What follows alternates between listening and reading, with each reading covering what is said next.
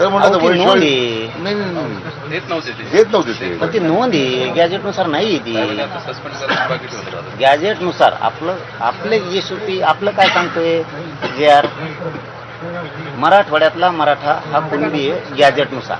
बरोबर आपल्या गॅजेटनुसार दिलेत किती 61,000 नाहीत. ते वेळ का लागला? हैदराबाद गॅजेटमध्ये आपला नंबर आहे 1000 500 त्या गावात 800.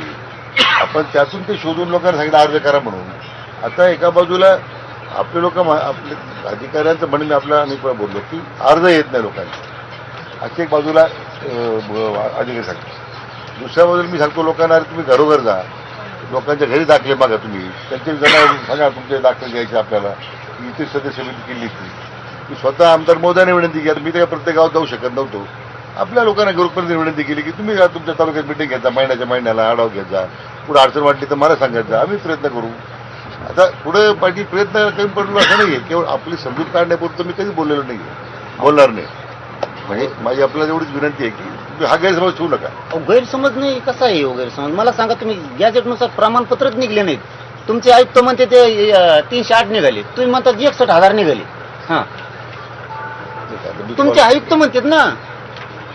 अहो ह्या नोंदी साहेब हे कोणचे दिलेत मी सांगतो तुम्हाला कोणचे दिले ती. नाही ऐका तुम्ही, ऐका थोडं ऐका तुम्ही पण, आणि याचं चेक पण करा इथून गेल्यावर. मी असं पण नाही, हे आमच्या पूर्वी नोंदी निघाल्यात ना, त्याला गॅजेट नाव टाकल्यावर. पूर्वीचे जे अहो मी सांगतो तुम्हाला, गॅजेटनुसार जे मराठवाड्यात दिलेत का, पूर्वीची नोंद जी शिंदे साहेबांनी सापडलेली नोंदीनुसार दिले, तर गॅजेट नाव टाकले. काय येडं समजता का काय तुम्ही आम्हाला? राव असं नाही ना. हे तुम्ही घ्या त्यांच्याकडून माहिती. अधिकारी तुम्हाला काय कन्फ्युज करतात आणि आम्हाला काय करतात ही सत्यता जाणून घ्या. आम्हाला 308 आकडा खरा वाटला. का वाटला? की दिले असतील. अहो समान आडनावर राहिले समजा. आता आमची भावकी आहे, तो हरद्याचा विषय तो आला कन्नडचा. हैदराबाद गॅजेटप्रमाणे वंशावळी तयार करून झाल्यामुळे तर त्यांच्या त्या वंशावळी एस्टॅब्लिश झाल्यानंतरही दाखले मिळत नव्हते. गॅजेटप्रमाणेच वंशावळी काढली आपण हरदेंची. कन्नडची आपण जी तक्रार केली होती म्हणून त्याचं डिटेल आढावा लक्षात आलं की असं काही गोंधळ. 58 लाखाचे प्रमाणपत्र नाहीत आणि ज्यांचे प्रमाणपत्र दिले त्यांचे व्हॅलिडिटी नाहीत. त्यांची आपल्या सहित तुम्ही व्हॅलिडिटी नाहीत त्याच्या, आणि गॅजेटनुसार वाटप बी नाही. आपला गैरसमज कसा आहे, आता अमरावती भागामध्ये जो 23 लाख नोंदी आहेत, 100% अमरावती 100% कुणबी आहे ना, म्हणून ते 23 लाखाकडे दिसतो आपल्याला. विदर्भामध्ये नागपूर आणि अमरावती एकूण 23 आणि 9 31 लाख तर हेच लोक आहे की ज्यांना 100% दाखले मिळालेले आहेत. विदर्भात तर सगळे कुणबीच आहेत ना, म्हणजे यात 58 लाखापैकी. तसं नाहीये साहेब. पंजाबराव देशमुख साहेबांनी सांगितलं तुम्ही दाखल्यावरती करा, कुणबी करा. ह्या नोंदी सापडल्या. तो तुम्ही फरक समजून घ्या ना. ह्या नोंदी शिंदे साहेबांनी महाराष्ट्रात शोधलेल्या, त्याचा अर्थ तो आधीच कुणबी होता.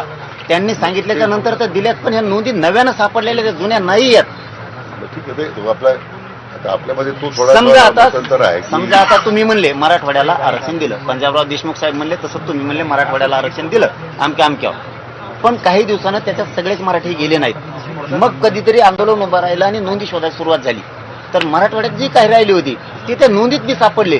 असं विदर्भात पण झालंय. ज्यांनी घेतले नाहीत त्यांच्या खरोखरच्याच नोंदी सापडल्या.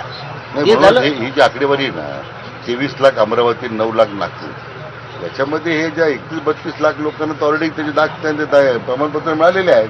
तिकडे पंजाबराव देशमुखांच्या पुढाकारानं त्यावेळी 100% लोक कुणबी झाले.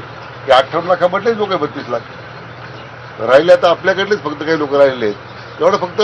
पण तरी आपलं भावना लक्षात घेता मी पाहिजे तर सगळ्या 58 लाखाची यादी देतो. त्यात किती लोकांना प्रमाणपत्र अदा करण्यात आले ते आपल्या त्या पुढे दर्शवतो आम्ही. आणि मग त्याआधी आपण पाठवा खाली लोकांना विचारायला खरंच याप्रमाणे दाखले मिळाले की नाही मिळाले, काय हरकत आहे. म्हणजे माझी तयारी आहे त्यासाठी की 32 लाख नावं लोकांना दाखले मिळेल की नाही, नागपूर अमरावती ते आपल्याला पाहायला मिळेल. 32 लाख तेच 58 पैकी. बाकीचे तर मग म्हणजे पुण्यात काय 64,000 आहे. इकडे तिकडे लोकांनी जे दाखले घेतलेले आहेत. मला वाटतं आपण जो माझे आपलं सांगितलं होतं आपल्या फाईलमध्ये होतं. आंदोलन सुरू झाल्यापासून 58 लाख राज्यात नोंदी निघाल्या नव्यानं. जुन्याच नोंदी पण नव्यानं शोधल्या. जुन्या असल्याशिवाय शोधू शकत नाही ना. समजा एखाद्याचा जुना पूर्वजांचा 7-12 आहे तरच अधिकारी शोधू शकतात ना. नव्यानं तो तयार होऊ शकत नाही 7-12. त्याच्यात दाखले मिळाले ऑलरेडी काही लोकांना. म्हणून मी काय म्हटलं की यादी आपल्याला देतो ना, म्हणून मी यादी देतो ना. या 58 लाख किती लोकांना दाखले मिळालेले आहेत, किती राहिलेले आहेत, किती यादी आपल्याला हरकत नाही पाहिजे. आम्ही तर मागतच असतो मला लगेच देऊ तुम्हाला आम्ही गव्हर्नमेंट मागत रेकॉर्ड होतो. आम्हाला 58 रेकॉर्डवर लाखाची यादी द्या. आपण जे रेकॉर्ड माहिती आम्ही सर्टिफाय करून देतो आम्हाला आपल्याला. 2-3 कामं करा, 58 लाखाची यादी द्या. बरोबर.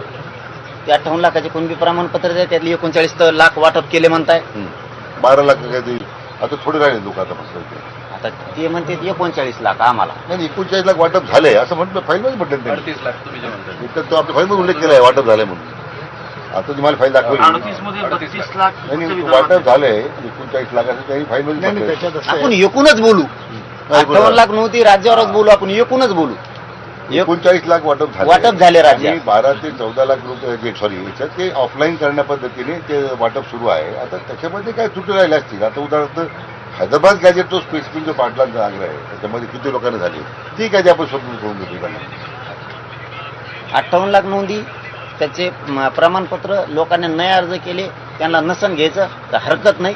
आम्ही त्यांना सांगून देऊ तुमची नोंद निघाली, घेते तर घेते, नाही तर नाही घेणार. त्यांची इच्छेप्रमाणे. हा, त्यांची इच्छा, आम्हाला काय त्याची देणं घेणं नाही. मग 58 लाख नोंदी नावासहित ज्यांचे कुणबी प्रमाणपत्र निघाले त्यांचे व्हॅलिडिटी द्या, अधिकारी द्यायला तयार नाहीये. हा विषय संपला. नंबर 1, हैदराबाद गॅजेट प्रमाणे कुणबी प्रमाणपत्र अधिकारी देत नाही. ते मी सांगतो ना, त्यात काही बऱ्याच अडचणी आल्यात. आपल्याशी मी अनेक बोललोय, त्या संपर्कात मी अधिकारीच होतोय म्हणून आपल्या त्या मी क्लिअर पाहिलं आपलं त्या कन्नडच्या बाबतीतला जो मुद्दा आला. आज लगेच मी गेल्यानंतर त्याच्या आधी तो लाभार्थी ज्याला नाकारलं त्याला बोलून घेतलं. ते दिसतंय खाते नावाचे की त्यालाच नाकारलं ते. आणि त्याप्रमाणे मी आता कारवाई सूचना दिल्या, पण ते थांबत नाही. मग म्हणून विभाग आयुक्तांना मी मागच्या बैठकीच्या सूचना दिल्या की बाबा हे प्रमाण फार कमी आहे, फार कमी वेग आहे. कारण असताना माझ्यावर आक्षेप येत असतो की बा अध्यक्ष म्हणून त्याला गती मिळत नाही. आता म्हणून ते आता आपण फेब्रुवारीमध्ये एक एसओपी तयार केलं. पुढच्या 3-4 महिन्यामध्ये या नवीन आयुक्तांनी याच्यात थोडी वेळ मागितली की आम्ही 100% याच्यातला तुम्हाला कॉन्क्रीट रिझल्ट देतो असं ते मला म्हटलं. आता ही मोर ॲक्टिव्ह त्यांनी काय केलंय, म्हणजे एक उदाहरण सांगतो तुम्हाला. हिंगोलीच्या एका माणसाला त्यांनी दाखवले आपल्या अधिकारी कसे करतात. हिंगोलीच्या माणसांनी अर्ज केला या प्रमाणे दाखल्यासाठी. अधिकारी काय उत्तर दिलं की याचं मूळ गाव कुठे यवतमाळमध्ये आहे म्हणून ती नाकारत. यवतमाळ हिंगोली शेजारी असं काय नाकारता येईल तुम्हाला. कमिशनर त्याचे नवीन आले ते म्हटले असं नाही होऊ शकत. मी आता शोकॉस काढले ऑलरेडी अधिकाऱ्यांना, कसंच करता येत नाही. त्याची एकदा तुमची वंशवळी सापडलेली तुम्हाला, हिंगोली असो यवतमाळ असो, तर डझंट मॅटर कोणत्या गावात आहे तो आहे ना काय रेकॉर्डवर त्याची इश्यू केली पाहिजे ती. अशा ज्या काही भांडणी घडलेल्या पाहिजे त्यामुळे थोड्या आता असे काही ठिकाणी उद्योग झालेले नाकारत नाही. पण थोडी माझी विनंती काय आहे की आता ह्या नवीन आयुक्त आले त्यांनी आता मागचे आयुक्त होते त्यांनाही स्वतःला हिंगोली यवतमाळचा जो फरक त्यांनी मला दाखवला, मला आश्चर्य वाटलं. अशा ज्या आणि हे सुद्धा कन्नडच्या बाबतीमध्ये आम्ही जे पाहिलं तर मलाही धक्का बसला ना. आता ठीक आहे कारवाई होईल, निलंबित होईल, सगळं होईल, पण त्यांनी दाखले मिळणार आहेत का सगळ्या ठिकाणी. एक चांगला मेसेज द्यायचा प्रयत्न होता आज आपला. तर तो मला वाटतं पुढच्या 1-4-5 महिने या कमिशनरना वेळ देऊन मी स्वतः परत पाहतो एकदा. आणि मला वाटतं याला गती देऊ आपण नक्की. आपल्यापासून लपवण्याचा काहीच मुद्दा नाही आमचा. एवढं समाजाला दाखले मिळतात तर आपल्याला मला तेवढंच आनंद पाटील जो आपल्याला होणार आहे. त्यात आम्हाला थोडं दुःख होणार आहे, काय होणार आहे. म्हणजे माझी विनंती एवढीच आहे की त्याकरता अतिशय प्रामाणिक प्रयत्न सुरू आहेत. आता 58 लाखाचा आपण बायफर्केशन पाहिजे ते तुम्हाला देतो. म्हणजे माझ्या म्हणजे सरकारच्या सही शिक्क्यात देतो आम्ही. गाव वाईज देतो, तालुका वाईज देतो, जिल्हा वाईज देतो. नोंदी पैकी 58 लाख नोंदी कशा आहेत, किती लोकांना दाखले मिळाले, सगळे देतो मी. आज खरं म्हणजे त्याची चर्चा नव्हती ना, तुम्ही आजच ती घेऊन आलो सगळं बाळते आलो असतो. काय रे आपल्याकडे दिलं तेच रेकॉर्डवर पडेल तेच जाईल तुम्हाला. आपली तळमळ मी समजू शकतो, पण ते निश्चितपणे त्याला पुढे आपल्या विश्वासाला मी तडा जाऊ देणार नाही. पहिल्या दिवशी मी सांगितलं, आता तीच माझी भूमिका. सातारा संस्थांचे जे अर्ज सांगतो